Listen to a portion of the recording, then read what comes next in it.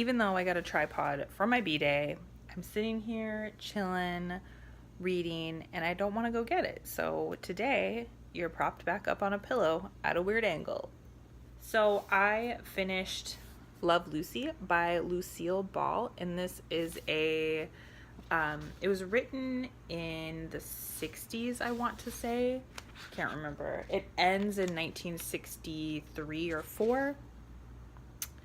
And they didn't actually find this. This was written by her, which is super cool. There's obviously a lot of books about her, but this one is actually her words. After she died, they were going through the estate and all of that, and they actually, in the first, in the foreword, she actually discusses about how they had to do that for Desi as well. The two kids had to deal with both estates and how overwhelming it is when your parents are like Lucy and Desi, which I had not really ever thought about what that would be like. And they found this manuscript and decided to publish it. So I don't think it was published until the 90s. And it's really just her telling of how she grew up, how she gets to Hollywood, and how they become what they become. And it ends after they have split up and she's remarried. So the thing I will say is I have found her so fascinating. When you start talking about the 50s and how things are changing, and you start talking about television coming on and stuff, and it's so fascinating to me that someone who was a woman, who was in an interracial marriage, was able to be like a comedian. I mean, she looked gorgeous on the show, but she was able to like look silly. She didn't have to like sex it up too much. And I just find it so fascinating. I was like wanting to know how you do that, because now like comedians now typically like they go through improv stuff and they go through stage training and all of that, and that like clearly those things weren't available. This does not paint anybody like evil or anything like that, but I think you can tell that she's trying not to offend people. And the thing that I didn't love about it, like really the only thing, is that when they get into Hollywood, she starts talking about all these people in the business and stuff like that, and I just found that kind of stuff a little boring, like just because it's not something I cared about. I wanted like the juicy details and her life and her thought process, and you definitely get some of that, but that's the part that I didn't love as much. But thought it was super, super interesting, very easy to read. I think that, if you were ever a fan of I Love Lucy or any of her movies, we grew up watching I Love Lucy on Nick at Night, so I have seen quite a few of the episodes many, many times, and I really love her. So yeah, read it if you liked her. I think if you don't care or you don't know her, I don't think that this would be for you. So that's it. Next one. Hey, so I just got home. I feel like you can tell I'm kind of shiny, tired. Anyway, I have to bring some books back to the library, and one that I am not going to finish. I started All We Shall Know by Donal Ryan. I don't even know, probably a month ago. It's short. I started reading it because Ariel Bissett here on YouTube, she's like my favorite booktuber. Really, really love her if you're looking for book recommendations, but she's really more into like informational stuff now, but I really enjoy her. I think that she's a really unique creator on YouTube, and I watch her Instagram stories and stuff too. That's neither here nor there. Anyway, so she recommended this story. I picked it up and I just didn't really connect with it. I got probably like 70 pages into it, and it just kind of was one of those ones that I like sat down and never really cared to pick up, and it's due yesterday actually, and I'm just gonna bring it back. I don't feel drawn to the story that much at all. Now I have a lot of other books going as per usual, so I just feel like this one I'm okay with putting down. So yeah, I love to know what people are reading and what people didn't like, even if it goes against like what I think. So I'd love to hear if you have put down any recent books and you're just like, no, that's not the one for me. Or maybe popular books. I think that's really interesting to hear of like popular books that other people are like, oh my God, I love this book so much. And then you're like, no, it's not for me. So that's it. I haven't really finished any thing.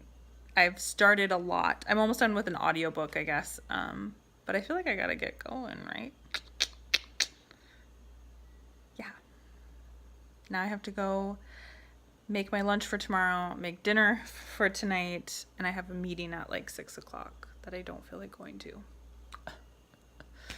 Okay, that's all. Hello, I am in my rocking chair again. I just got off of work and it's raining. I don't know if you can hear. It's kind of loud, but I don't want to close the balcony door because it smells so good. When you don't have rain, when you have snow for so long, I'm sure a lot of people will, this is a terrible angle. Oh man, you just like miss that smell of different seasons. I'm sure a lot of you know what I'm talking about. But anyway, I finished a bunch of books today. So starting with the first one I finished today, I finished Romeo and Juliet. We read this with students at work. We've been reading it for a while. This is my like original copy. In fact, I have the old Scholastic book orders. Did you guys do those ever in your school? I ordered it and it's like the little order form that says like Romeo and Juliet 1. It was $1.95. And it has my handwriting, or excuse me, it has my name at the bottom in my mom's handwriting. So I clearly just used that as my bookmark, but I've used this copy for a million years now. It actually has paint on it from, this was like the color of my teenage bedroom. That doesn't matter. Anyway, I love reading Romeo and Juliet. It's so fun to read with the kids because they kind of get into it. I mean, we all know like what happens to Romeo and Juliet, and you know, it gives it away even in the prologue, even if you've never heard of Romeo and Juliet before. But the kids still like can't believe it. So that was super fun. So I finished her today. The next one I finished was The Couple Next Door. So this one was actually in a comment on last month's What I Read, and it was from Mary, who comments on my videos every once in a while, and I always appreciate them. And she said she had read this recently, and I kept seeing this book, but it has kind of mixed reviews.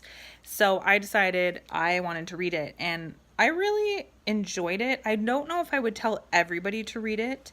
I think it lacks some depth that some other books like this have, but it's enjoyable to read. It's got a lot of twists and turns. I'm not sure how I felt about the ending. I predicted two things in the story, but I won't go on much. Basically, this couple, they must be in like a townhouse or something. They share a wall with the couple next door, and they're gonna go over for a dinner party. Babysitter cancels last minute, so they leave their infant at home alone, brings the baby monitor over, and they check on her every half hour. When they go home for the last check-in, baby is gone. So it brings up a lot of conversational points, I think, too, of like, is that appropriate? Is that not appropriate? It makes me even uncomfortable like talking about it, because I'm such a control freak. I cannot imagine like leaving.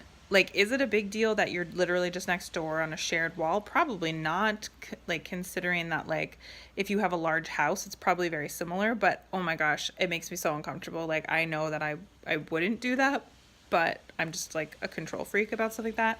So anyway, it goes on, and it's kind of about like how you don't know everybody and you don't know everything about everybody in your life and stuff like that. But I would say this was a really enjoyable read. It's not necessarily like the best thing I've ever read, but I actually really enjoyed reading it, and I read it in like 2 days. It was easy to read, and I think one of my friends called it a beach read. So there's that. And my last two I'm going to do standalone videos for, so I won't talk about them too long. I have been reading some like self-improvement or self-help books lately, and I have just been feeling like out of the groove, and I want to get kind of back into it creatively. So I got Austin Kleon's books. There's two of them, Steal Like an Artist, and then this one is Show Your Work. I had seen this suggested by Ariel Bissett, which is my second one this month. She talked about this a long time ago. And then I Googled like books about creativity or something like that, and this one popped up, and I thought, hey, I should read that. So I read Steal Like an Artist first, and it talks about where to get ideas, who to steal from, all of that kind of stuff. Obviously, I made some tabs. I found a lot of it really inspiring. And then Showing Your Work is just about how to share your work and what to do. And I didn't like this one as much. I liked the Steal Like an Artist more, but I think maybe that's just because that's what I was looking for. So these were enjoyable and good, and I'm kind of on a roll now. That's all I have to say. Now I'm going to go work out and smell the rain. Okay, goodbye. Hi, I just got off of work and I finished another book today. I finished Girls in Pants, the third summer of the sisterhood. I am just gonna keep reading this series. I felt like this week I could not. I had started a couple books. I feel like I've been struggling to concentrate. We're winding down with work right now. I work in a school, and I think that's what it is. It's like my work days are very like long and problem solving all day and like all of that. So I've needed something to be a little bit easier, and these are very easy and digestible. This one I felt like was equally as good as the other two. I am gonna read the fourth one at some point. I'll probably keep relying on these. There's two more in the series, and I will probably keep relying on them for easy reads that I can connect with very easily and all of that. So that's it. I did decide, I started this book. It's called Less. For some reason, I always picture this guy as Donald Trump. I don't know why. I think it's maybe the navy blue suit and the blonde hair. But this one is supposed to be really good. I had read about it. It has decent reviews on Audible as well. It's about this guy. I think his name is Arthur Less. Is that his name?